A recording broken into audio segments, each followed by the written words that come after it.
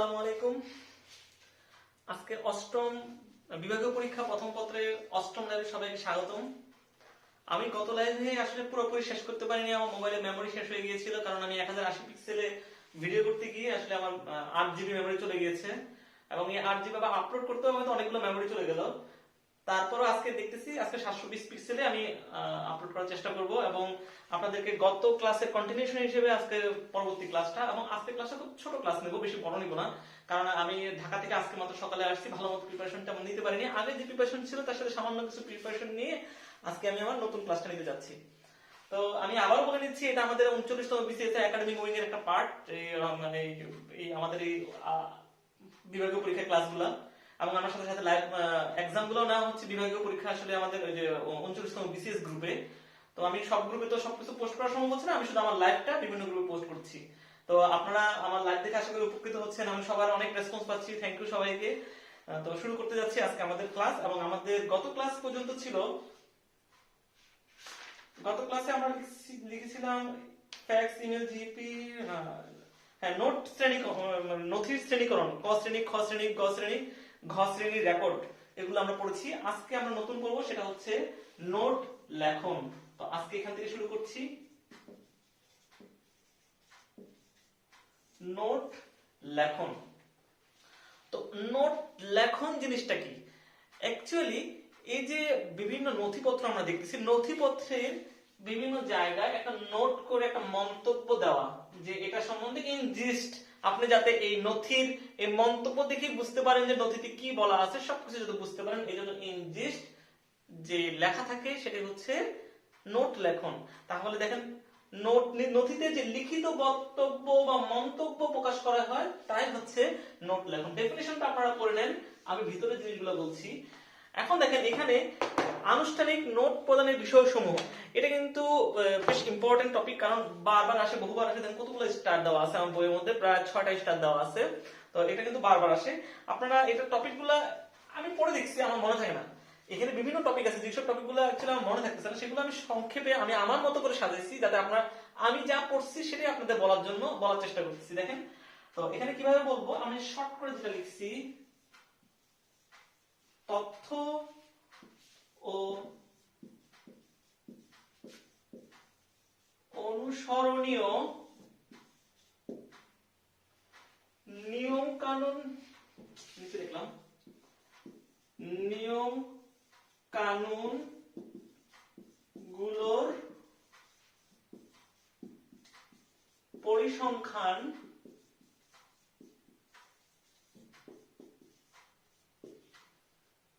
ও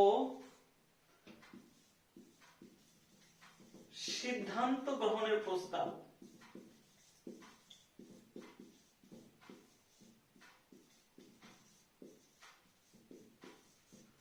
তাহলে কি বললাম? তথ্য ও অনুসরণীয় নিয়ম কানুনগুলোর পরিসংখ্যান ও সিদ্ধান্ত গ্রহণের প্রস্তাব। আপনার এতগুলো লাইন মুখস্থ করার দরকার নেই, মুখস্থ করার দরকার হচ্ছে এই কয়েকটা ওয়ার্ড, তথ্য ও অনুসরণীয় নিয়ম কানুনগুলোর পরিসংখ্যান ও সিদ্ধান্ত গ্রহণের প্রস্তাব। একবার দুবার বললে দেখবেন মুখস্থ হয়ে গেছে। তার টপিকের সাথে এই লাইনটা লিখে রাখবেন, তাহলে দেখবেন মনে থাকবে। তাহলে প্রতিটা পয়েন্ট নিয়ে একটা কথা। তাহলে এই সম্পর্কে, মানে আপনি তো নোটের ভিতরে যেগুলো লিখতেছেন, এই নোটগুলো সম্পর্কে যে সমস্ত তথ্য আছে, সংশ্লিষ্ট তথ্যগুলো নোট লেখানো থাকবে। দ্বিতীয় কথা, এর অনুসরণীয় যে সকল কার্যপদ্ধতি বা তথ্য আছে, বিধিবদ্ধ বা প্রথাগত কার্যপদ্ধতি আছে, এই নোটে এটা ব্যবস্থা গ্রহণের যে অনুসরণীয় কার্যপদ্ধতি আছে, সেই কার্যপদ্ধতি। তাহলে কি বললাম? এই সম্পর্কিত তথ্য, এটা ব্যবস্থা গ্রহণের অনুসরণীয় কার্যপদ্ধতি। 3 নম্বর পয়েন্ট হচ্ছে, এই নথিগুলোকে প্রভাবিত করতে পারে এই ধরনের কোন নিয়ম কানুন, বিধি বা নিয়ম কানুন, এইগুলাকে কোন প্রভাবিত করতে পারে এই ধরনের কোন নিয়ম কানুন, এটা সম্পর্কিত কোন পরিসংখ্যান বা তথ্য আপনার কাছে যদি জানা থাকে। সিদ্ধান্ত গ্রহণ, যদি এটা সিদ্ধান্ত গ্রহণের কোন পূর্ব দৃষ্টান্ত থাকে।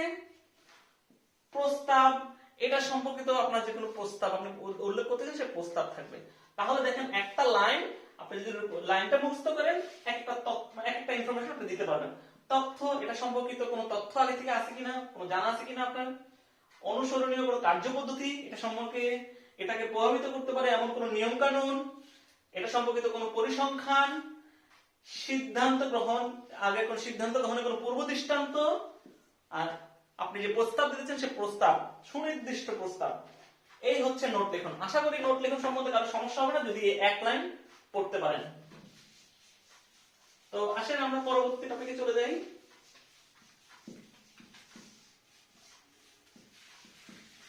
দেখেন পরবর্তী টপিক হচ্ছে ডেফিনেশন।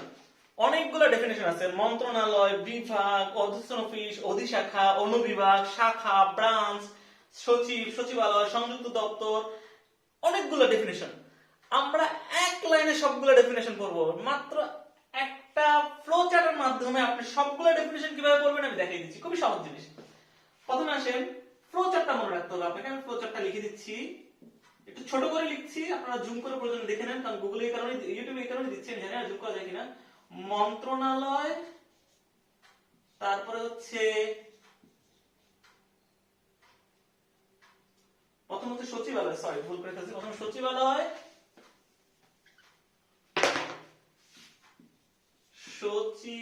সচিবালয়, তারপর হচ্ছে মন্ত্রণালয়, তারপর বিভাগ, তারপর অনুবিভাগ,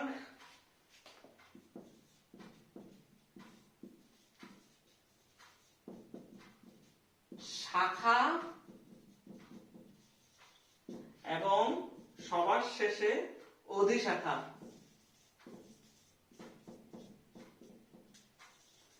কিভাবে এই ফ্লো চার্ট দিয়ে আপনারা মুখস্থ করতে পারবেন সেই জিনিসটাই আমি আপনাকে বুঝাই দিচ্ছি। তাহলে বললাম সচিবালয়, মন্ত্রণালয়, বিভাগ, অনুবিভাগ, শাখা, অধিশাখা। এর সাথে একটা জিনিস করে প্রতিটা টুকে রাখেন, কার প্রধান কে। তো নিচ থেকেই লেখা শুরু করেন। তো নিচে লেখেন এটা হচ্ছে উপসচিব,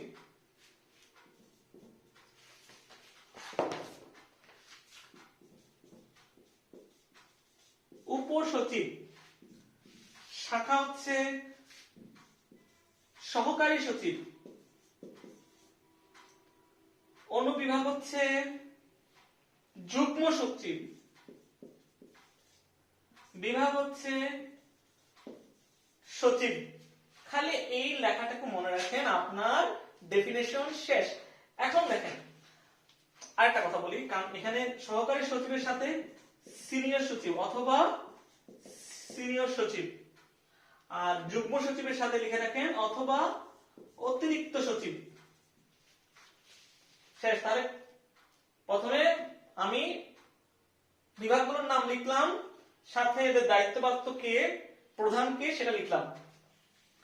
এখন আসেন ডেফিনেশন। সবার ফার্স্টে শুরু করবেন অধিশাখা থেকে। What is অধিশাখা?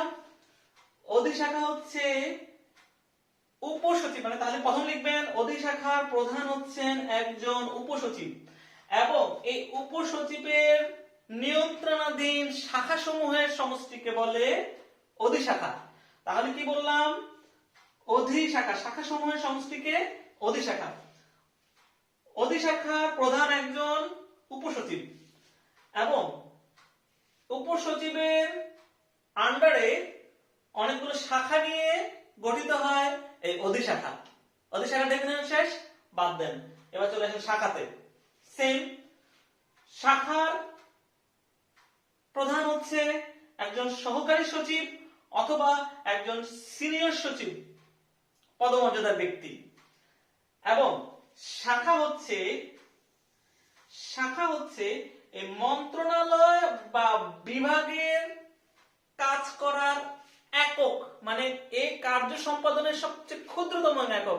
যেমন আমাদের ব্রেনের ক্ষুদ্রতম একক হচ্ছে নিউরন, কিডনি হচ্ছে নেফ্রন, বিভাগ মন্ত্রণালয়, ইউনিট হচ্ছে হলো শাখা। আমার হিসেবে শাখাটা পরে হওয়ার কথা, কেন এটা উপরে আছে আমি কনফিউশন আছে। আপনারা যদি কনফার্ম হতে পারেন আপনারা একটু ঠিক করে নিন জিনিসটা, যে আমার কাছে কেন মনে হয় শাখাটা যেন অধিশাখার পরে হওয়ার কথা। এটা কেন উপরে হয়েছে আমি জানি না, একটু দেখে নেবেন। হ্যাঁ, তাহলে বললাম মন্ত্রণালয় এবং বিভাগ সমূহে কাজ করার একক হচ্ছে হলো কার্য সম্পাদনের একক হচ্ছে হলো শাখা। শাখার প্রধান হচ্ছে একজন সহকারী অথবা সিনিয়র সচিব, সহকারী সচিব অথবা সিনিয়র সচিব। এখন আসেন অনুবিভাগ। অনুবিভাগের প্রধান একজন যুগ্ম সচিব অথবা একজন অতিরিক্ত সচিব। এটি একটি স্বতন্ত্র স্বতন্ত্র মানে নিজে নিজে সে কাজ করতে পারে। স্বতন্ত্র কাজ করতে ক্ষেত্রে কার্য সম্পাদনের জন্য মন্ত্রণালয় বা বিভাগের অনুবিভাগকে অনুবিভাগ বলে। কি বললাম? এর প্রধান হচ্ছে একজন যুগ্ম সচিব অথবা অতিরিক্ত সচিব। অনুবিভাগ একটি স্বতন্ত্র অফিস, স্বতন্ত্র কার্য সম্পাদন করতে পারে। মন্ত্রণালয় বিভাগে যে কোনো স্বতন্ত্র কার্য সম্পাদন সে করতে পারে। শেষ অনুবিভাগ। এবার আসেন বিভাগ। বিভাগের প্রধান একজন সচিব। বিভাগ একটি স্বতন্ত্র সুনির্দিষ্ট সরকারি কাজ কি করে? স্বতন্ত্র সুনিয়ন্ত্রিত কাজ একাই করতে পারে। সরকারি কাজ, স্বতন্ত্র এবং সুনিয়ন্ত্রিত সরকারি কাজ একাই করতে পারে। প্রশাসনিক একক। বিভাগকে বলা হয় প্রশাসনিক একক, আর শাখা হচ্ছে মন্ত্রণালয় বিভাগের কার্য সম্পাদনের একক। বিভাগ হচ্ছে প্রশাসনের একক। আবার বলি, এর প্রধান হচ্ছে একজন সচিব। এটি একটি স্বতন্ত্র এবং সুনির্দিষ্ট সরকারি কাজ করতে পারে এবং এটি একটি স্বয়ংসম্পূর্ণ প্রশাসনিক একক বিভাগ। বুঝতে পারছেন? এবার আসেন মন্ত্রণালয় কাকে বলে? মন্ত্রণালয় বিভাগ সমূহের সমষ্টিকে মন্ত্রণালয় বলে। শেষ। মন্ত্রণালয় কাকে বলে? বিভাগ সমূহের সমষ্টিকে মন্ত্রণালয় বলে। হোয়াট ইজ সচিবালয়? মন্ত্রণালয় এবং এই বিভাগের অফিস সমূহকে একত্রে সচিবালয় বলে। তাহলে মন্ত্রণালয় এবং বিভাগের সমষ্টিকে সচিবালয় বলে। তাহলে দেখেন একটার পর একটা। আমার এখানে শাখাটা মনে হচ্ছে পরে যাবে, কেন জানি মনে হচ্ছে। আমরা একটু দেখে নিন বিষয়টা। প্রথম বলি অধিশাখা। অধিশাখা প্রধান হচ্ছে একজন উপসচিব এবং অনেকগুলো উপসচিবের আন্ডারে কতগুলো শাখা নিয়ে গঠিত হয় অধিশাখা। শাখা প্রধান হচ্ছে একজন সহকারী সচিব অথবা সিনিয়র সচিব। শাখা একটি মন্ত্রণালয় এবং বিভাগের কাজ করার একটি একক। দুই নম্বর হচ্ছে তারপর অনুবিভাগ। প্রধান হচ্ছে একজন যুগ্ম সচিব, অতিরিক্ত সচিব। এটি একটি স্বতন্ত্র মন্ত্রণালয় বিভাগের কাজ করার একটি স্বতন্ত্র প্রতিষ্ঠান। বিভাগ। বিভাগ হচ্ছে প্রধান হচ্ছে একজন সচিব এবং একটি স্বতন্ত্র স্বয়ংসম্পূর্ণ এবং নির্দিষ্ট সরকারি কাজ করতে পারে। মন্ত্রণালয় বিভাগ সমূহ সমষ্টিকে মন্ত্রণালয় বলে। সচিবালয় মন্ত্রণালয় বিভাগ সমূহ সমষ্টিকে বলে সচিবালয়। এখন এর সাথে আমরা আরেকটা দুইটা ডেফিনিশন করব। এক, সংযুক্ত দপ্তর। দুই নম্বর হচ্ছে অধস্তন অফিস। অনেকবার আসে, মাঝে মাঝে আসে। সংযুক্ত দপ্তর কি জিনিস, অধস্তন অফিস কি জিনিস? শর্টকাট মনে রাখার জন্য, শর্টকাট না, আপনি সবসময় মনে রাখতে হবে এই জিনিস। মন্ত্রণালয় এবং বিভাগ। আচ্ছা বিভাগ না দিই ভাবে দিই, তাহলে মনে থাকবে। মন্ত্রণালয় বিভাগ। কি বলছি? মন্ত্রণালয় এবং বিভাগের একটি স্বতন্ত্র এবং সরকার কর্তৃক ঘোষিত কোন দপ্তরকে সংযুক্ত দপ্তর বলে।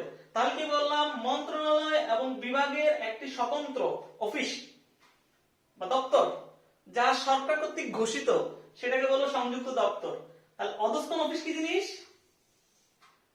এটি মন্ত্রণালয় বা বিভাগ কর্তৃক কোন স্বতন্ত্র দপ্তর নয় এবং এটি সরকার কর্তৃক ঘোষিত নয় এমন কোন অফিসকে অধস্তন অফিস বলে। সহজ জিনিস। দেখেন দুটো জিনিস একসাথে প্যারালালি মনে রাখেন, তাহলে মনে রাখবেন। মন্ত্রণালয় এবং বিভাগের একটি স্বতন্ত্র দপ্তর যা সরকার কর্তৃক ঘোষিত, আর এটা হচ্ছে মন্ত্রণালয় এবং বিভাগের কর্তৃক মন্ত্রণালয় বিভাগের অধীনস্থ কোনো দপ্তর নয় এবং এটি সরকার কর্তৃক কোনো ঘোষিত নয় এমন সব অফিসকে অধস্তন অফিস বলে। দেখেন জিনিসগুলা কতটা সহজ হয়ে গেছে, কিন্তু আপনি যখন একটা একটা করে মুখস্থ করতে যাবেন একদমই মনে থাকবে না। আমি অনেকবার পড়ছি, আমার মনেই থাকে না। আমি এই জন্য এটার সাথে সাথে করে পড়ে নিছি।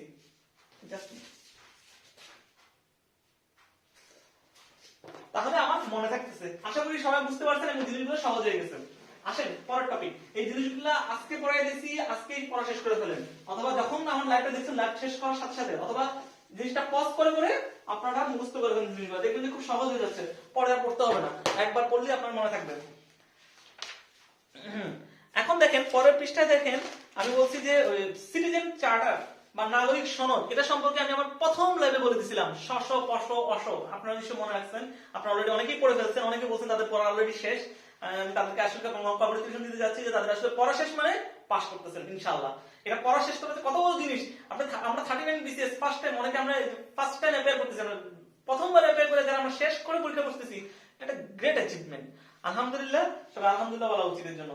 আচ্ছা ঠিক আছে, এরপরে দেখেন পরের টপিক হলো ইলেকট্রনিক আবেদন, তারপর টপিক হলো ইমেইলের ব্যবহার। এই জিনিসগুলো এতটাই সহজ আমি মুখে উচ্চারণ করতে যাচ্ছি না, আপনারা খালি জাস্ট চোখটা বুলান, বিশ্বাস করেন সব জিনিস আপনি পারেন। আর এগুলা লাইন বাই লাইন না লিখে পরীক্ষা হলে পয়েন্ট আকারে লিখেন, 1 2 3 4, মানে প্রত্যেকটা লাইনটাকে একটা পয়েন্ট আকারে লিখেন, তাহলে পৃষ্ঠাটা বড় হলো, সাদা দিল না, সে আসলেই লিখছে, সে জানে জিনিসটা, তাহলে নাম্বারটা একটু বেশি করে পাইলেন। এখন একটা বড় টপিক, অনেকবার আসে, আমি আসলে টপিকটা বই দেখাতে চাচ্ছি, সেটা হচ্ছে সচিবালয় নির্দেশমালা অনুযায়ী পরিদর্শন বলতে কি বোঝায়, পরিদর্শনের বিষয়সমূহ বর্ণনা করুন। আমি ফার্স্ট এটা যখন নোট করতে বসছি আমার মাথা আলো হয়ে গেছে, আমি এই নোটটা কিভাবে করব। দেখেন পরিদর্শনের বিষয়সমূহ, আমি এখন সচিবালয় নির্দেশমালা দেখাচ্ছি আপনাদেরকে। পরিদর্শনের বিষয়সমূহ, এটা হলো একটা টপিক শেষ হচ্ছে, মানে প্রথম প্যারা শেষ হচ্ছে এখানে, তারপরে প্যারা এখানে, এখানে এখানে এখানে এখানে, আমি বেশ ছোট ছোট করে লেখা। আমি যদি আমার বইয়ে এটা লিখতে চাই, আমার 3 পেজে আমার লাগবে শুধুমাত্র এটা লিখতে। এত বড় একটা টপিক আমি কাউকে কিভাবে লিখতে দিব যে পরীক্ষা হলে লিখতে পারবে না। আমি এটা যদি পরীক্ষা হলে লিখতে চাই, আমার তো 2.5 ঘন্টা 1.5 ঘন্টা লেগে যাবে এটা লিখতে গেলে, 1 থেকে 1 ঘন্টা লেগে যাবে এটা লিখতে গেলে। আমি সে পরীক্ষায় মানে লিখবো কিভাবে? তখন আমি চিন্তা করলাম এই জিনিসটাকে কিভাবে শর্ট করা যায়, এবং সেভাবে আমি এটা কাজ করলাম, এই জিনিসটাকে শর্ট করলাম, জিনিসটা এক লাইনে ইন জিস্টে বলে দেওয়া। তাহলে হলো কি আমার জিনিসটা মনে থাকলো, আর যদি দেখি যে না পরীক্ষার খাতায় আমি শর্ট করে লিখে দিতে পারি, আমি পয়েন্ট আকারে 1 2 3 4 করে দিতে পারবো, কোনো সমস্যা নেই। তখন আমি নাম্বারও বেশি পাবো, বুঝতেও পারছি জিনিসটা বোঝা যাচ্ছে না, আমি সচিবালয় নির্দেশনা করে বুঝতে পারছিলাম না। এখন এই জিনিসগুলো মনে রাখার জন্য আমি ছোট্ট একটা শর্ট টেকনিক বলে দিচ্ছি, যাতে আপনারা মনে রাখতে পারেন। আমি সিরিয়াল পয়েন্টগুলো মনে রাখতে পারি না, সিরিয়াল না, আমার নরমাল পয়েন্টগুলো মনে থাকতেছে না। আমি পড়ছি, আমি পড়ি নাই তা না, আমি এই জিনিসগুলো আসলে পড়ছিলাম। আমার সংস্কৃতি খুবই দুর্বল, আমি কোনো জিনিস একদিনে বেশি 2 দিন মনে রাখতে পারি না, বড় 2 দিন মনে রাখতে পারি। এই জন্য অনেকে আমার প্রশ্ন করছিলেন, এই কয়দিন আমাকে অনেক প্রশ্ন করছেন বিভিন্ন বিষয় সম্পর্কে, আমি কোনো প্রশ্নের অ্যান্সার দিতে পারিনি, কারণ আমার কাছে মুখস্থ করা নেই, বই আমি সেভাবে সবগুলো বই নিয়ে যাইনি, পড়তে পারিনি। এই জন্য আমাকে যারা প্রশ্ন করছেন আমি তাদেরকে বলছি প্লিজ আমি সাতক্ষীরা গিয়ে নিই, সাতক্ষীরা গিয়ে তারপর আপনাকে বলবো। এই জন্য এখন আসছি, এখন আপনারা প্রশ্ন করবেন, আমি আশা করি অ্যান্সার দিতে পারবো, তবে লিমিটেড কোশ্চেন করেন দয়া করে। তাহলে দেখেন পরিদর্শন কি জিনিস। পরিদর্শনের ইংলিশ হচ্ছে ভিজিট। আপনি একটা হসপিটাল ভিজিট করবেন, ভিজিটে আপনি কি কি জিনিস দেখবেন। আমি জানি আমাদের 29তম বিসিএস এ যারা আছে, আমাদের অনেকেই কয়েকজন এই ধরনের ট্রেনিং তারা হয়ে গেছে, আমি তাদের সাথে কথা হয়েছে কয়েকজনের সাথে, তারা পরিদর্শন করছে এবং তারা জানেন যে আসলে পরিদর্শনে কি কি জিনিস দেখতে হয়। তো পরিদর্শনের বিষয় সময় এটি হলো আসল। পরিদর্শন কয়বার করবেন? প্রতিদিন গিয়ে পরিদর্শন করে আসবে না।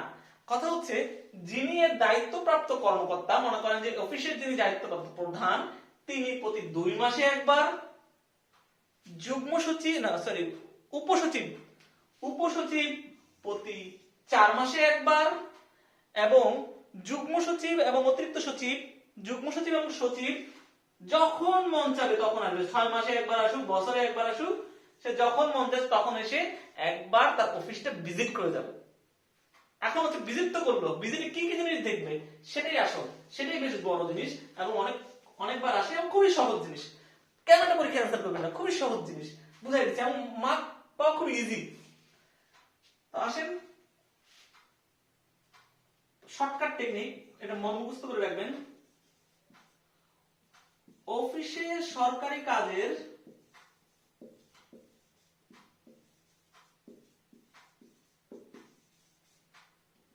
আমরা জানি আমাদের ডাক্তারদের সরকারি কাজ নিরাপত্তা নাই, একদমই নিরাপত্তা নাই। তো সরকারি কাজের নিরাপত্তার জন্য কি লাগবে বলেন তো? নিরাপত্তার জন্য প্রথম যে লাগবে টাকা পয়সা লাগবে, সরকার তো দিবে কিন্তু আমাদের নিজেদের টাকা পয়সা লাগবে। সরকারের জন্য নিরাপত্তায় নগদ অর্থ এবং সরকারকে চিঠি দিতে হবে, তাই না, ও পত্র প্রেরণ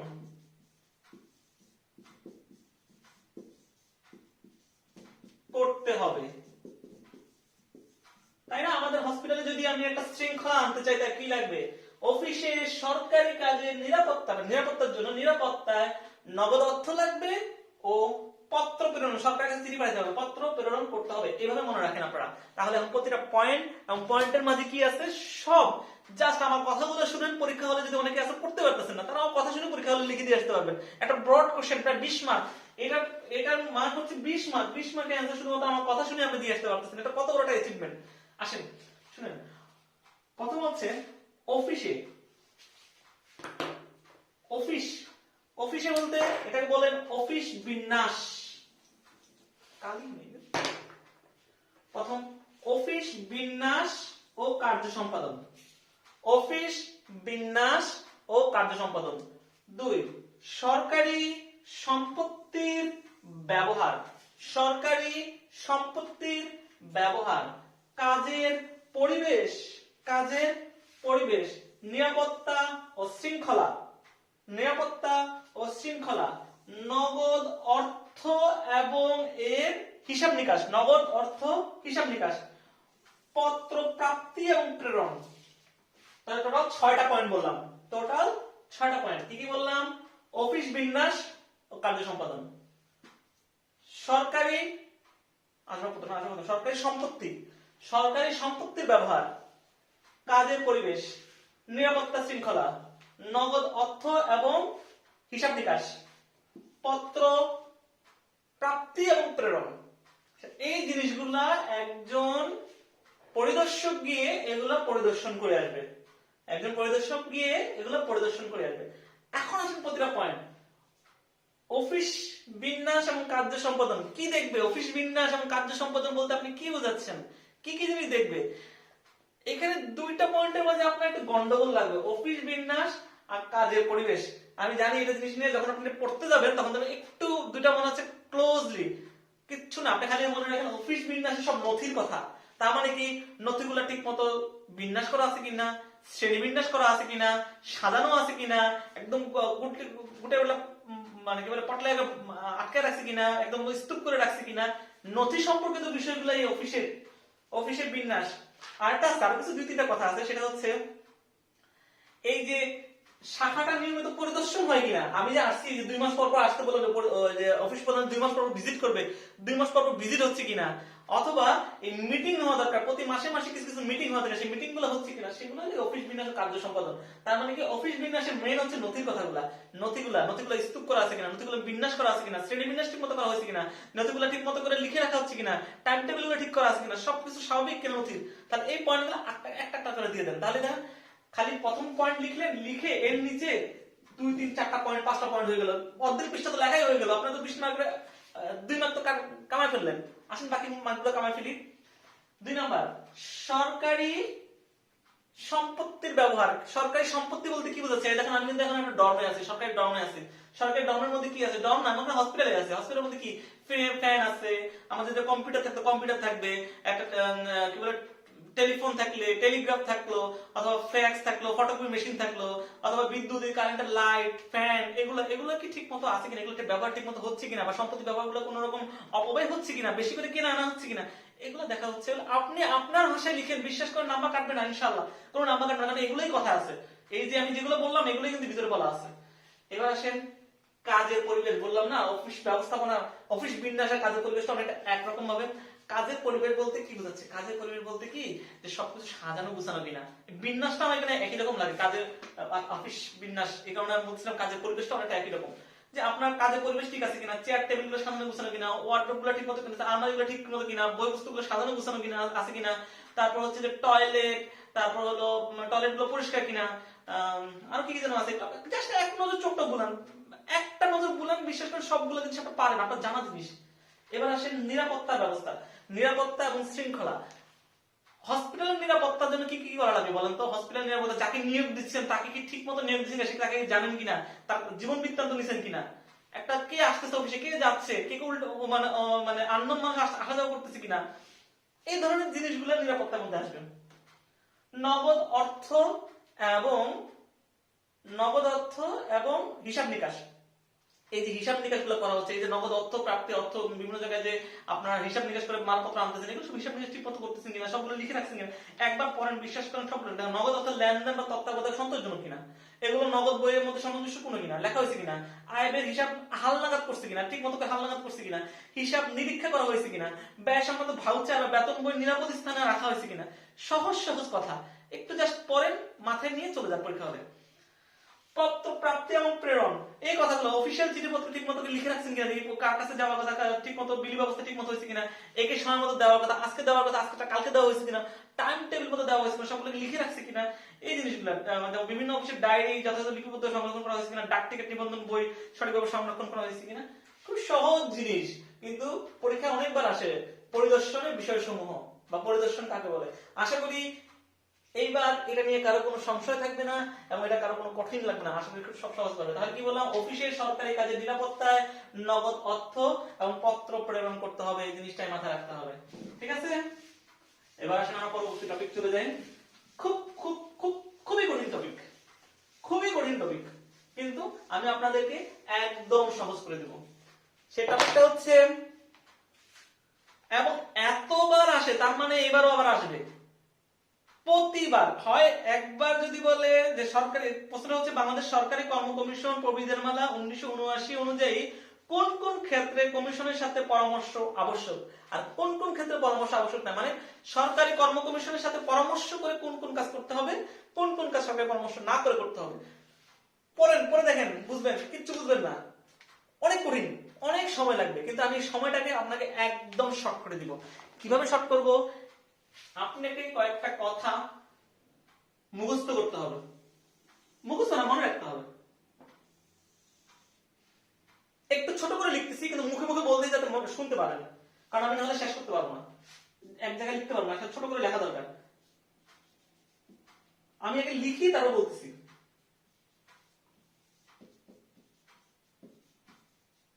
যোগ্যতা পরিবর্তন, নাম্বার 2 যোগ্যতা নির্ধারণ, নাম্বার 3 শাস্তি, ব্র্যাকেটে না ব্র্যাকেটে টান দিয়ে লেখেন, প্রথম ও দ্বিতীয় শ্রেণী, ব্র্যাকেটে লেখেন গুরুদণ্ড। শাস্তি প্রথম ও দ্বিতীয় শ্রেণী, ব্র্যাকেটে গুরুদণ্ড। আমি মুখে বলছি কারণ আমার লেখাগুলো ছোট করে লিখছি, হয়তো দেখতে পাচ্ছেন না। লাস্ট হলো নিয়োগ বিধি প্রণয়ন ও সংশোধন। আগে প্রথম পয়েন্টগুলো বলে নিন। তাহলে কোন কোন বিষয়ে সরকারি কর্ম কমিশনের সাথে পরামর্শ প্রয়োজন? কি বলছি, পরামর্শ প্রয়োজন, অবশ্যই মনে রাখবেন কোনটা প্রয়োজন কোনটা প্রয়োজন না। আমি এই পাশে সরকারি পরামর্শ প্রয়োজন লিখতেছি, এই পাশে প্রয়োজন নয় গুলো লিখবো, তাহলে আপনাদের মনে থাকবে। যে কোনো চাকরির ক্ষেত্রে যেসব চাকরিতে যোগ্যতা পরিবর্তনের দরকার আছে, মনে করেন এখন অ্যাসিস্ট্যান্ট প্রফেসর নিতে গেলে আর এমফিল লাগবে না, এই ধরনের একটা নিয়ম চালু করতে যাচ্ছে। অ্যাসিস্ট্যান্ট প্রফেসর নিতে গেলে এখন অ্যাসিস্ট্যান্ট প্রফেসর নিয়োগ করতে গেলে এখন পোস্ট গ্রাজুয়েশন লাগবে না, পোস্ট গ্রাজুয়েশন ছাড়াই তাকে নিতে পারবে। অথবা ধরেন এখন অ্যাসোসিয়েট প্রফেসর হইতে গেলে কোনো আর্টিকেল লাগবে না, এই ধরনের কোনো যদি নিয়ম আসে, এই যে যোগ্যতা পরিবর্তন, চাকরিতে প্রবেশের যোগ্যতা পরিবর্তনের ক্ষেত্রে পরামর্শ প্রয়োজন। 2 নাম্বার যোগ্যতা নির্ধারণ, আমি যদি নতুন কোনো যোগ্যতা নির্ধারণ করতে চাই সেক্ষেত্রে পরামর্শ প্রয়োজন। 3 নাম্বার শাস্তি, প্রথম এবং দ্বিতীয় শ্রেণীর কর্মকর্তাদের যদি কোনো শৃঙ্খলার জন্য শাস্তি দেওয়া হয় সেক্ষেত্রে গুরুদণ্ডগুলো, আপনাদের গুরুদণ্ডগুলো মনে থাকার কথা, চাকরি থেকে অপসারণ, চাকরি থেকে বরখাস্ত, চাকরি থেকে অবনমিতকরণ, এই 4টা আছে না, 4টা পয়েন্ট, এই সকল ক্ষেত্রে যদি শাস্তি দেওয়া হয়, সে সকল শাস্তি দেওয়ার ক্ষেত্রে প্রথম শ্রেণী দ্বিতীয় শ্রেণীর কর্মকর্তাকে শাস্তি দেওয়ার ক্ষেত্রে অবশ্যই পরামর্শ করা প্রয়োজন। 3 নাম্বার 4 নাম্বার যদি কোনো নিয়োগ বিধি প্রণয়ন ও সংশোধন করতে চায়, কোনো নিয়োগের কোনো নতুন নিয়োগ করে প্রণয়ন, নতুন নিয়োগ করতে যাচ্ছে অথবা সংশোধন করতে যাচ্ছে, তাহলে পরামর্শ করা প্রয়োজন। তাহলে কয়টা পয়েন্ট বললাম? 4টা পয়েন্ট। এগুলা এই সকল ক্ষেত্রে অবশ্যই পরামর্শ করতে হবে। কি কি? যদি চাকরিতে ঢোকার ক্ষেত্রে যোগ্যতা পরিবর্তন, যোগ্যতা নির্ধারণ, প্রথম ও দ্বিতীয় শ্রেণীর শাস্তি, শৃঙ্খলাজনিত শাস্তি দেওয়া হয় এবং সেটা যদি গুরুদণ্ড হয় তাহলে অবশ্যই প্রয়োজন। 4 নম্বর বললাম নিয়োগ বিধি প্রণয়ন এবং সংশোধন। এই 4টা পয়েন্ট তো আমার সুন্দর সুন্দর মুখস্থ হয়ে গেল। আপনার আমার মনে হচ্ছে না এখন মুখস্থ করা লাগবে, শুনে শুনে আপনার মুখস্থ হয়ে গেছে। এখন আছেন কিছু পয়েন্ট। অ্যাকসেপ্ট। অ্যাকসেপ্ট জিনিসটা অনেকে হয়তো বুঝতেছে না। আমাকে কয়েকজন জিজ্ঞাসা করছিলেন অ্যাকসেপ্ট জিনিসটা কি। ধরুন আমি বলছি আমার লাগবে, কি কি কলম লাগবে? লাল আর কালো ছাড়া বাকি যতগুলো আছে সবগুলো কলম লাগবে। তার মানে কি বলছি? আমার সবুজ লাগবে, হলুদ লাগবে, অন্যান্য যত কালার আছে সব কালারের কলম লাগবে। তার মানে এই দুটা কলম আমার লাগবে না। এইগুলো মানে আমি যদি বলি যে লাল এবং কলম ছাড়া অন্যান্য কাজগুলা, অন্যান্য জিনিসগুলা আমাকে সরকারি কর্ম কমিশনকে জানাতে হবে, পিএসসি কে জানাতে হবে। তার মানে কি সবুজ হলুদ এগুলো সবগুলো পিএসসি কে জানাতে হবে, এই দুটো জানানোর কোনো প্রয়োজন নেই। তাহলে আমি যদি বলি এখানে প্রয়োজন নেই কোনগুলা, যদি বলি লাল আর নীল প্রয়োজন নেই, কথাগুলো কি মিল আছে?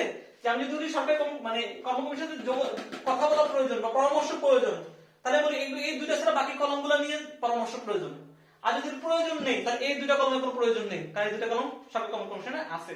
এটা বুঝাচ্ছি। এখন এরকম কিছু এক্সেপশনের নাম শুনেন। এখানে আমি নিচে গুলো অ্যাকসেপ্ট লিখতেছি, আমি লিখলাম না কারণ জায়গা শর্ট, অ্যাকসেপ্ট পয়েন্টটা লিখলাম না, দাগের নিচে সবগুলা অ্যাকসেপ্ট, মানে এগুলা ছাড়া বাকিগুলা, তাহলে এগুলা প্রয়োজন নেই, যোগাযোগ করার প্রয়োজন নেই। তাহলে প্রয়োজন আছে কোনগুলা?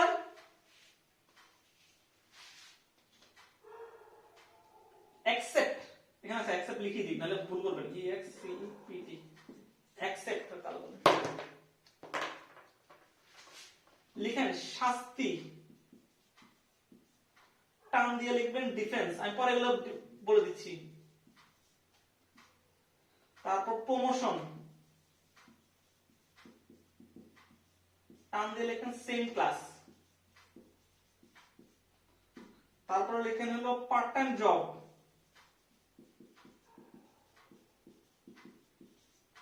তারপর লেখেন শিক্ষানবিশ, তারপরে লিখেন চুক্তি, তারপরে লেখেন ফেল, আপিল,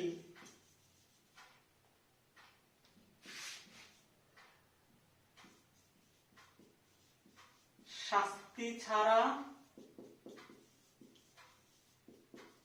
অব্যাহতি, কমা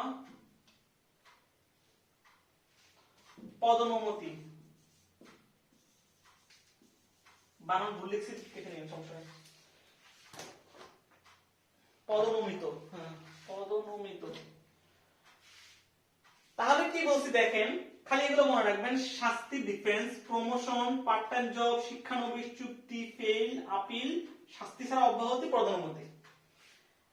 এইগুলা ছাড়া অন্য যেগুলো আছে সেগুলোতে পরামর্শ করা প্রয়োজন। তার মানে এগুলোতে প্রয়োজন, পরামর্শ করা প্রয়োজন নেই। তাহলে কি বলছেন দেখেন, ডিফেন্স বলতে বুঝাচ্ছি কি? ডিফেন্স বলতে বুঝাচ্ছি আমি যে প্রতিরক্ষার সাথে, প্রতিরক্ষার সাথে সংশ্লিষ্ট কোন বেসামরিক কর্মচারীর শৃঙ্খলাজনিত শাস্তির ক্ষেত্র ছাড়া অন্যান্য ক্ষেত্রে। তার মানে কি, এই যে বেসরকারি বললাম যে এর শৃঙ্খলাজনিত শাস্তি ছাড়া অন্য যে কোনো শাস্তি দেওয়া হোক, শৃঙ্খলাজনিত না হোক, সে নর্মাল অন্য কোনো কারণে পরীক্ষা দেয় না এই কারণে তাকে শাস্তি দেওয়া হোক, বা যে কোনো কারণে তাকে শাস্তি দেওয়া হচ্ছে, তাহলে সেই সমস্ত শাস্তিতে যোগাযোগ করা দরকার আছে। কিন্তু প্রতিরক্ষার কাজে নিয়োজিত কর্মচারীর, বেসামরিক কর্মচারীর শৃঙ্খলাজনিত কারণে শাস্তিতে কোনো পরামর্শ করার দরকার নেই, সরাসরি শাস্তি দিতে পারবে, যেমনি অফিস প্রধান শাস্তি দিতে পারবে। প্রমোশন, একই শ্রেণীর কর্মকর্তার প্রমোশনের ক্ষেত্রে পরামর্শ করার দরকার নেই, আপনি প্রমোশন দিয়ে দেন। পার্ট টাইম জবের ক্ষেত্রে তার চাকরি থেকে অব্যাহতি করার ক্ষেত্রে অবশ্যই অব্যাহতি করার ক্ষেত্র ছাড়া অন্যান্য ক্ষেত্রে, মানে অব্যাহতি করা ছাড়া অন্য যে কোনো ক্ষেত্রে আপনি তার সাথে যোগাযোগ করতে পারেন। শিক্ষানবিশ কোন কর্মকর্তা শিক্ষানবিশকাল শেষ করা ক্ষেত্র ছাড়া অন্য যে কোনো ক্ষেত্রে। তাহলে শিক্ষানবিশকাল শেষ করা ক্ষেত্র ছাড়া অন্য যে কোনো ক্ষেত্রে চুক্তিভিত্তিক কোনো কর্মচারীর যদি চাকরি অব্যাহতি করা হয় সেই সকল ক্ষেত্র ছাড়া অন্য যে কোনো ক্ষেত্রে। আমার কথার সাথে একটু গ্যাপ থাকতে পারে কারণ আমি মুখস্থ বলতেছি তো, দুই তিনটা ভুল হতে পারে। ফেল বিষয়টা হচ্ছে এটা ভুলে গেছি।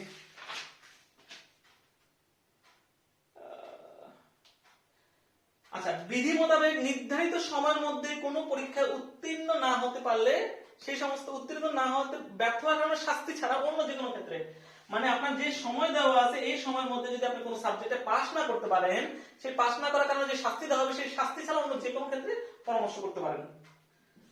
আপিল, কোনো আপিল করা হলে সেই আপিলের পর্যালোচনা বা আবেদনের ক্ষেত্র ছাড়া, পর্যালোচনা বা আবেদনের, আপিলের পর্যালোচনা বা আবেদনের ক্ষেত্র ছাড়া যে কোনো ক্ষেত্রে, শাস্তি ছাড়া অব্যাহতি বা পদোন্নতি করার ক্ষেত্র ছাড়া যে কোনো ক্ষেত্রে। তার মানে এগুলো ছাড়া যে কোনো ক্ষেত্রে পরামর্শ প্রয়োজন। আমি আরেকবার বলতেছি, কনসেপ্টটা ক্লিয়ার করে নেন। তাহলে বললাম কোন কোন ক্ষেত্রে পরামর্শ দরকার, পরামর্শ ছাড়া কাজ করা যাবে না। কোন চাকরির যোগ্যতা পরিবর্তন, যোগ্যতা নির্ধারণ, শাস্তি যদি প্রথম ও দ্বিতীয় শ্রেণী কোন কর্মকর্তা যদি গুরুদণ্ড, শৃঙ্খলাজনিত কারণে গুরুদণ্ড দেওয়া হয় সেই সকল গুরুদণ্ডের কারণে শাস্তির ক্ষেত্রে অবশ্যই পরামর্শ করা দরকার আছে। নিয়োগ বিধি প্রণয়ন এবং সংশোধনের ক্ষেত্রে যোগাযোগ করা প্রয়োজন। কিছু কিছু ক্ষেত্রে অ্যাকসেপ্ট মানে এটা ছাড়া অন্য যে কোনো ক্ষেত্রে, কিরকম ডিফেন্স প্রতিরক্ষার কাজে নিয়োজিত কোন ব্যক্তি বেসামরিক কর্মকর্তা শৃঙ্খলাজনিত কারণে শাস্তির ক্ষেত্র ছাড়া অন্য যে কোনো ক্ষেত্রে, একই ক্লাসে প্রমোশনের ক্ষেত্রে ছাড়া যে কোনো ক্ষেত্রে, পার্ট টাইম জব বন্ধ করার ক্ষেত্রে ছাড়া যে কোনো ক্ষেত্রে, বা পার্ট টাইম জবে নিয়োগ বিধি ছাড়া, পার্ট টাইম ক্ষেত্রে জবে যোগদানের ক্ষেত্র ছাড়া যে কোনো ক্ষেত্রে, পার্ট টাইম জবে যে কোনো যোগদান করতে পারে, যোগদানের ক্ষেত্র ছাড়া যে কোনো ক্ষেত্রে, শিক্ষানবিশকাল শেষ করার ক্ষেত্র ছাড়া যে কোনো ক্ষেত্রে, চুক্তি সময় শেষ হওয়ার আগে চাকরি শেষ করতে চায় সেই সমস্ত ক্ষেত্র ছাড়া যে কোনো ক্ষেত্রে, ফেল করলে মানে নির্দিষ্ট সময়ের মধ্যে যদি ফেল করে পাস না করতে পারে এবং এর জন্য যদি শাস্তি দেওয়া হয় তাহলে সেই সমস্ত ক্ষেত্রে ছাড়া যে কোনো ক্ষেত্রে। আপিল, কোন আপিলের ভুলে যাই, এটা মনে থাকে না। আপিল পর্যালোচনা ও বা আবেদনের ক্ষেত্রে, আপিল পর্যালোচনা বা আবেদনের ক্ষেত্র ছাড়া যে কোনো ক্ষেত্রে, শাস্তি ছাড়া অব্যাহতি বা পদোন্নতি করা ছাড়া যে কোনো ক্ষেত্রে। এগুলো হচ্ছে পরামর্শ করতে হবে, আর এটা হলো হবে না, পরামর্শ করার দরকার নেই কোন কোন ক্ষেত্রগুলো। দেখেন এখানে কিছু পয়েন্ট বলে দেওয়া আছে, আপনি যদি বই দেখেন, বই দেখবেন যে মাথা নষ্ট হয়ে যাবে এগুলো দেখতে। বই দেখতে যাবেন না, আমার বই দেখেই পড়েন, আমার বই সহজ করে লিখে দিচ্ছি, সহজ করে পড়েন। দেখেন এখানে লেখা আছে প্রবিধান 3, প্রবিধান 4, প্রবিধান 5 এবং অন্যান্য ক্ষেত্রে প্রয়োজন নেই, যেসব ক্ষেত্রে প্রয়োজন নেই। অনেকগুলো পয়েন্ট আছে। এখানে কয়টা পয়েন্ট বলছি দেখেন তো, 1 2 3 4 5 6 7 8 9 10 11 12, টোটাল 12টা পয়েন্ট বলছি। এই 12টা পয়েন্ট আপনি মুখস্থ করতেই হবে, 12টা পয়েন্ট মনে রাখতেই হবে। 12টা পয়েন্ট থেকে 10টা পয়েন্ট মনে রাখেন তার চলবে, সমস্যা নেই। 10টা পয়েন্ট মনে রাখতে হবে অ্যাটলিস্ট। কেন কেন মনে রাখতে হবে এখন বলতেছি। এখন দেখেন আমি এখানে বলছি প্রবিধান 3, আপনি যদি মনে করেন প্রবিধান দিয়ে মনে রাখতে পারছেন না, কোনো দরকার নেই, প্রবিধান লেখারও দরকার নেই, আপনি সিরিয়াল বাই সিরিয়াল লিখে যান। কি কি লিখবেন দেখেন, আমি এখানে প্রবিধান 3 বলছি, 4 বলছি, 5 বলছি এবং অন্যান্য বলছি। প্রথমে অন্যান্য গুলো মুখস্থ করে আসেন, পরে বাকিগুলো করতেছি। অন্যান্য ক্ষেত্রগুলো, যে সকল ক্ষেত্রে কোনো পরামর্শ করার দরকার নেই, এগুলোতে পরামর্শ দরকার নেই। আমি আগেই বলছি এগুলো ছাড়া অন্যান্য ক্ষেত্রে পরামর্শ দরকার। তার মানে ফার্স্টে লিখেন প্রতিরক্ষার কাজে নিয়োজিত কোনো বেসামরিক কর্মকর্তার শাস্তির ক্ষেত্রে দরকার নেই। একই শ্রেণীর কর্মকর্তার প্রমোশনের ক্ষেত্রে, পার্ট টাইম জব এর নিয়োগের ক্ষেত্রে, শিক্ষানবিশ ক্ষেত্রে, চুক্তি ক্ষেত্রে, সবগুলো এগুলো ক্ষেত্রে, এগুলো ছাড়া অন্যান্য ক্ষেত্রে, এখানে বলেন এগুলো ক্ষেত্রে। তাহলে দেখেন এখানে টোটাল 8টা পয়েন্ট বলে দিলেন। সাথে লিখেন চাকরি ক্ষেত্রে যোগ্যতা পরিবর্তনের ক্ষেত্র ছাড়া অন্যান্য ক্ষেত্রে, মানে এগুলা ছাড়া অন্যান্য ক্ষেত্রে। আমি বুঝাতে পারছি, দেখেন আমি যদি বলি এইটা এখানে না তাহলে এটা এখানে, তাহলে আমি যদি বলছি যোগ্যতা পরিবর্তন তাহলে বললাম যোগ্যতা পরিবর্তনের ক্ষেত্র ছাড়া অন্যান্য ক্ষেত্রে। আমি একটু আগে কলম দিয়ে আপনাকে বুঝাচ্ছিলাম যে আমি বলছি আমার এই দুইটা ক্ষেত্র ছাড়া অন্য সবগুলা, তার মানে এগুলো এখানে ছিল। আমি যদি এখন বলি এই দুইটা সবুজ আর নীল কালো কলম ছাড়া অন্য সবগুলা, এগুলো ছাড়া অন্য সবগুলা এখানে হবে। তার মানে আমি যদি বলি যোগ্যতা পরিবর্তন ছাড়া অন্যান্য সব ক্ষেত্র, তাহলে যোগ্যতা পরিবর্তন এখানে হবে না। আর এটা উল্টে লিখে দেবেন, এটা যেখানে লিখছেন এটা এখানে ফার্স্টে, এটা এখানে ফার্স্টে লিখে লাস্টে, তাহলে দেখেন 12টা পয়েন্ট আপনি বলে দিতে পারছেন। আপনার পরীক্ষায় আসলো, পরীক্ষা 12টা পয়েন্ট লিখতে গেলে তো আপনার 3 পেজ লেখা হয়ে যাবে, আর 2.5 পেজ লেখা হয়ে গেল, আপনার একটা বড় কোশ্চেন অ্যান্সার হয়ে গেল। এরপর কিছু টপিক আছে খুব সহজ জিনিস, এই যে বললাম প্রবিধান 3, প্রবিধান 4, আপনি প্রবিধান 3, 4 দিয়ে লিখতে পারেন, খুবই সহজ সহজ সহজ টপিক। এখন আসেন প্রবিধান 3, 4 গুলো পড়ি। 3 হলো রাষ্ট্রপতি, যে সকল জবের ক্ষেত্রে রাষ্ট্রপতির অনুমতির প্রয়োজন আছে সে সকল ক্ষেত্রে আর এদেরকে জানানোর দরকার নেই। তার মানে প্রবিধান 3 এর কথাগুলো একটু পড়ে নিন। প্রবিধান 3 বলছে যে রাষ্ট্রপতির অনুমোদনে যে সকল রাষ্ট্রপতির সাথে যোগাযোগ করে যে সকল রাষ্ট্রপতির অনুমোদনে যে সকল চাকরি যুক্ত হয় সে সকল ক্ষেত্রে আর পরামর্শ করার দরকার নেই। প্রবিধান 4 এর 4টা পয়েন্ট, আমরা এখন 5টা পয়েন্ট মুখস্থ করব, কত সহজ সহজ 5টা পয়েন্ট আমি তো লিখে দিচ্ছি। প্রবিধান 4 এর গুলো প্রথম শ্রেণী থেকে প্রথম শ্রেণী মুখস্থ করতে পারবেন না, খুব কঠিন জিনিস লিখে দিলাম। দ্বিতীয় শ্রেণী থেকে দ্বিতীয় শ্রেণী, আরো কঠিন জিনিস লিখে দিলাম, তাই না? তৃতীয় শ্রেণীর নিয়োগ, খুব কঠিন। তারপর লিখলাম 19 এবং 20তম স্কেলে নিয়োগ, কঠিন জিনিস বললাম, কঠিন জিনিস কি বলছি, প্রথম শ্রেণীর কোন কর্মকর্তাকে অন্য একটা প্রথম শ্রেণীর পোস্টে যদি দেওয়া হয় সে সকল ক্ষেত্রে কোনো দরকার নেই পরামর্শ করা। দ্বিতীয় শ্রেণীর কর্মকর্তাকে দ্বিতীয় শ্রেণীর পোস্টে যদি নিয়োগ করা হয় দরকার নেই। তৃতীয় শ্রেণীর কর্মকর্তার নিয়োগের ক্ষেত্রে দরকার নেই। 19 এবং 20তম স্কেলের নিয়োগের ক্ষেত্রে কোনো পরামর্শ করার দরকার নেই। এত সহজ জিনিস, তাহলে 4টা পয়েন্ট দিতে পারবেন না? এই 12 পয়েন্ট প্লাস 4টা পয়েন্ট, কটা পয়েন্ট হলো? টোটাল 16 পয়েন্ট বলে ফেললাম, আর একটা পয়েন্ট পাবে। এখন দেখেন অবসরপ্রাপ্ত সামরিক কর্মকর্তা, একজন সামরিক কর্মকর্তা সে অবসরপ্রাপ্ত হয়েছে, তাকে যদি বেসামরিক চাকরিতে চুক্তিভিত্তিক নিয়োগ দেওয়া হয় তাহলে পরামর্শ করার দরকার নেই, তাহলে পরামর্শ করার দরকার নেই। সমস্যা হয়ে গেছে 5 নম্বর প্রবিধানগুলা, এটা এতটাই কঠিন আমি মনে রাখতে পারতেছি না, আমার কাছে সমস্যা মনে হচ্ছে। 5 নম্বরটা একটু পড়ে নিন। 5 নম্বর প্রবিধান, 5 নম্বর প্রবিধানে কি বলছে আমি শর্ট করে দিচ্ছি, আপনারা একটু পড়ে নিন, আমার কাছে একটু কঠিন মনে হয়। যে সকল ক্ষেত্রে বৈদেশিক নিয়োগে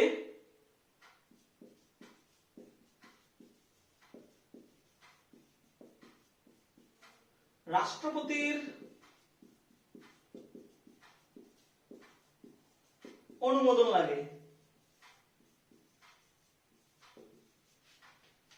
যে সকল বৈদেশিক নিয়োগে রাষ্ট্রপতির অনুমোদন লাগে সে সকল জায়গায় দরকার নেই। রাষ্ট্রপতি যেখানে হস্তক্ষেপ করছে মানে কর্ম কমিশনার কি করবে? বৈদেশিক নিয়োগে রাষ্ট্রপতি অনুমোদন আছে, আমি তো শর্ট করে লিখছি, এগুলো তো বড় করে লেখা।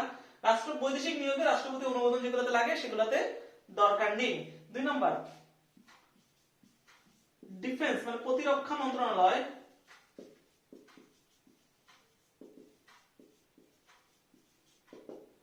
অথবা আবহাওয়া বিভাগে, আবহাওয়া অধিদপ্তরে অফিসে বেসামরিক নিয়োগ করতে গেলে, আমি যদি প্রতিরক্ষা মন্ত্রণালয় বা আবহাওয়া অফিসে বেসামরিক কোনো নিয়োগ করতে যায় সেক্ষেত্রে কোনো দরকার নেই, পরামর্শ করার দরকার নেই। কি বললাম? প্রতিরক্ষা মন্ত্রণালয় বা আবহাওয়া অফিসে নিয়োগের ক্ষেত্রে দরকার নেই। 3 নাম্বার বার্ধক্যজনিত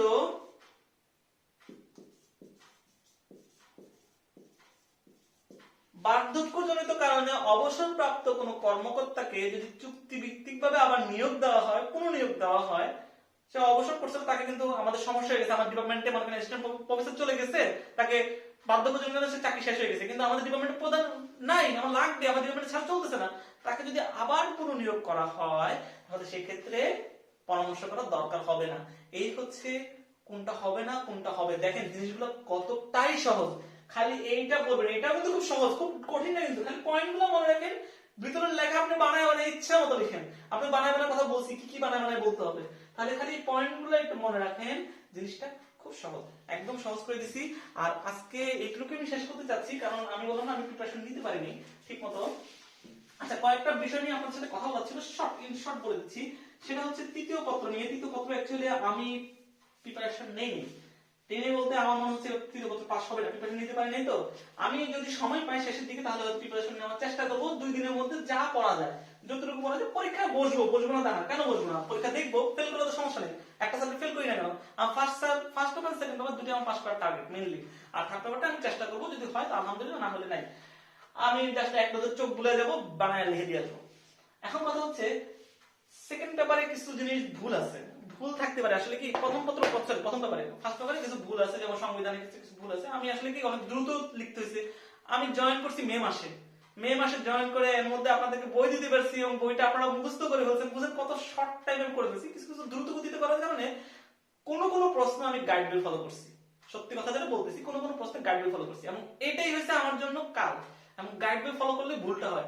আমি একটু সংবিধানে ওই একটা মূলনীতি নিয়ে লিখছিলাম। এটা অ্যাকচুয়ালি আমার সংবিধান যখন আমি নোট করতেছিলাম তখন আমার হাতে সময় ছিল না, তাড়াতাড়ি লিখছি এবং আমি এটা ম্যাট্রিক্স থেকে লিখছি, গাইড থেকে লিখছি এবং আমার সেখানে ভুলটা হয়ে গেছে এবং সেখানে আমার ওখানে ও ভুলটাই আমি উঠিয়ে দিয়েছিলাম। আমার চেক করার সময় হয়নি, আমি চেক করতে পারিনি। দ্বিতীয় কথা, উত্তরণ সেকেন্ড পেপারে আপনারা ওই যে বই দুটা একটু হোল্ড করেন, জাস্ট বইগুলো নিয়ে আসতেছি।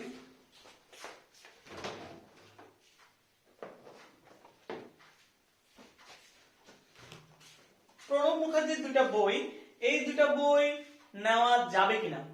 এখন আমি যেটা সিনিয়র ভাইদের কাছে শুনেছি এবং আমি যেটা অন্যান্য বিভিন্ন জায়গায় আমি খোঁজ নিয়ে শুনতে পেরেছি, যেগুলোতে সরকারি অনুমোদন প্রাপ্ত লেখা আছে এই সকল বইগুলো নেওয়া যাবে। কারণ দেখেন এই চাকরির বিধান বলে আমি যদি ফিরোজ মিয়া বইটাও বলি না কেন, দেখেন সরকারি অনুমোদন প্রাপ্ত লেখা আছে, তাহলে এটাও দেখেন সরকারি অনুমোদিত লেখাই আছে, সরকার অনুমোদিত অনুমোদন প্রাপ্ত লেখা আছে, তার মানে এই বইগুলো নেওয়া যাবে। দ্বিতীয় কথা, এটা কোন এডিশন, দেখেন এখানে কোনো এডিশন লেখা ছিল না, এই জন্য আমি এডিশনটা বলি নাই। কিন্তু আমি ভিতরে পেজ উল্টালাম, আজকে উল্টে দেখলাম এটা 11তম সংস্করণ বলা আছে, সেপ্টেম্বর 2020। আমার বই যেটা দেখে আমি এটা উত্তরণ দ্বিতীয় পত্র লিখেছি, অ্যাকচুয়ালি এটা 11তম সংস্করণ, জেনারেল ফিনান্সিয়াল রুলস 11তম সংস্করণ থেকে লিখছি। এবং এই যে ট্রেজারি রুলস, এটা হচ্ছে 10ম প্রকাশ, নতুন পরিবর্তিত নতুন সংস্করণ সেপ্টেম্বর 2020। আপনার সাথে যদি না মিলে আমি এর জন্য খুবই দুঃখিত, কারণ আমি চেষ্টা করেছি, কারণ আমি বুঝি নাই যেটা আসলে সংস্করণ আসে, আমি ভাবছিলাম এটাই মেইন কপি। বুঝাই তো, আমি প্রথমবার পরীক্ষা দিচ্ছি, আমি আপনাদের মতো সেম ক্লাস, আমি প্রথমবার পরীক্ষা দিচ্ছি, আমি বুঝতে পারিনি যেটা আসলে কোনো এডিশন আছে। এটাতে আমি বলে দিলাম এটা হচ্ছে 11তম এডিশন আর এটা তোমার হলো 10তম এডিশন। ধন্যবাদ সবাইকে। আশা করি নেক্সট ক্লাস আমি চেষ্টা করব 2 দিন পর নেওয়ার জন্য। আমি 2 দিন একটু প্রিপারেশন নিয়ে, আমার আবার ডিউটি আছে, ডিউটি করে প্রিপারেশন নেওয়াটা কষ্ট হয়ে যায়। আমি একটু ডিউটি করে প্রিপারেশন নিয়ে আমি আপনাদেরকে সামনে আবার উপস্থিত হবো, চেষ্টা করবো বইটা শেষ করে দেওয়ার জন্য। ধন্যবাদ সবাইকে।